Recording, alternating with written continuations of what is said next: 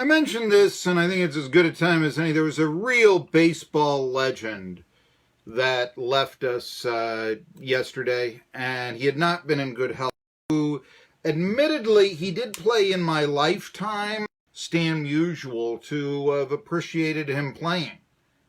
I'm not sure that many people actually watched Stan Musial when he was playing because, I mean, early 1940s, let's face it, there's no TV.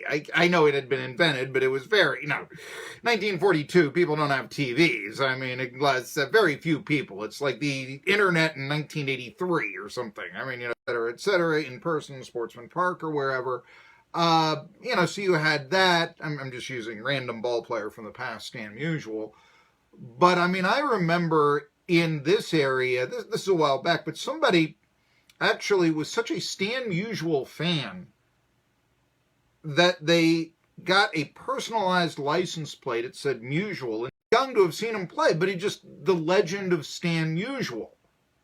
And plus, you look up the stats. Oh, 475 home run. Oh, wow. And you look at the, you do that. There's old film. I mean, you've got a lot of things. So I've always thought, well, you didn't see him play. So can you properly analyze? We got all these stats. We have all this film. We have all this, written word. But somehow it's your scouting ability. I don't know, having seen him play. Now, that being said, I do remember Frank Robinson as a baseball figure, and I think most people do because it wasn't that long ago, only about 10 years ago or so, that he was the manager of the Washington Nationals.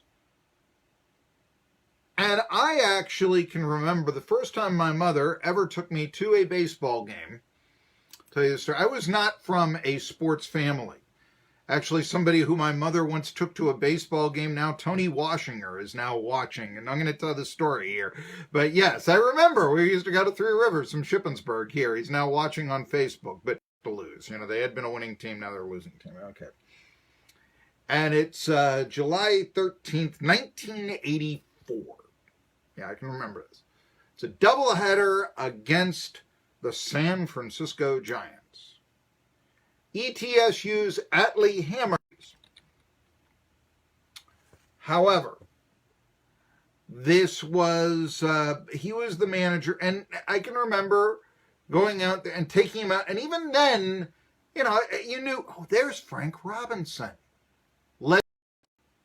And you knew two things about Frank Robinson. At that time, fourth all-time in at the time, Willie Mays with 660, Babe Ruth with 714, Hank Aaron with 755. It would be many years before Barry Bonds would come along with 762. But you also remembered what a competitor Frank Robinson was. And I recall this because I'm a young baseball fan. Like I said, Robinson used to be the manager of the San Francisco Giants.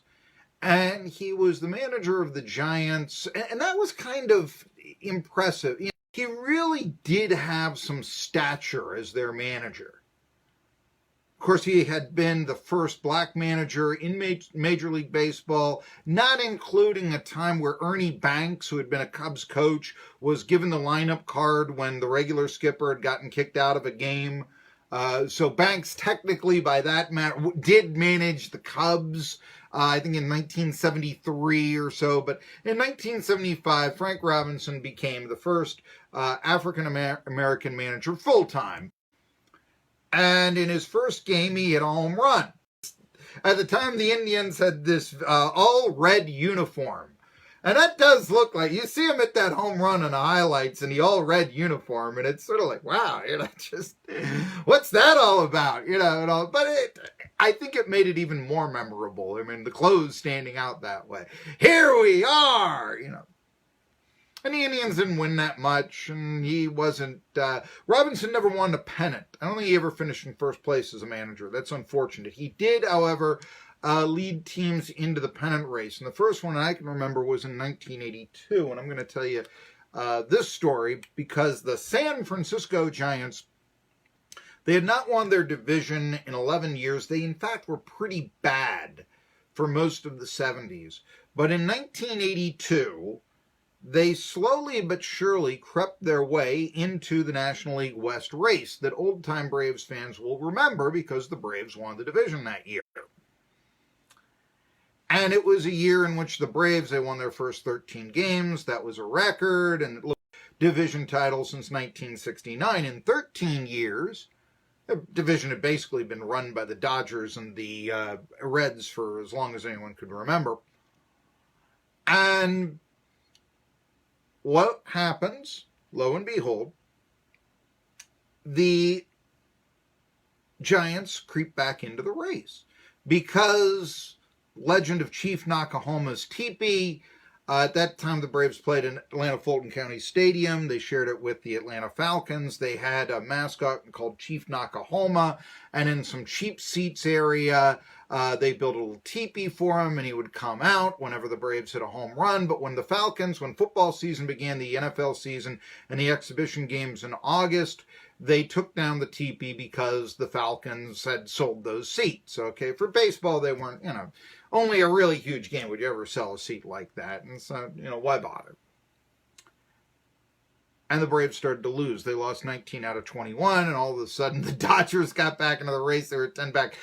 So it all comes down to the last weekend of the season. 3 teams are still in it. It's Saturday.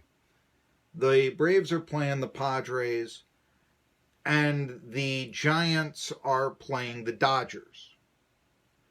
The Giants are in third place, but they still have a chance, but they got to win their last 2 games to be able to qualify for the playoffs. So that's a must. I think the Braves had to lose their last 2 as well. But Giants, last Saturday of the season, and the Dodgers just rout the Giants. The final score is 15-3. The score is 10-0 in the 3rd inning. And it's actually agony watching this. Because I can recall, it's 10-0. Everybody knows what's going to happen. The season is over, but you got to go through 6 more innings. Season is over. And, it's painful to watch this from the Giants' perspective. I keep looking at and Dodgers and Giants, a rivalry. Lasorda's in the other dugout. He's eating it up, obviously, and all that.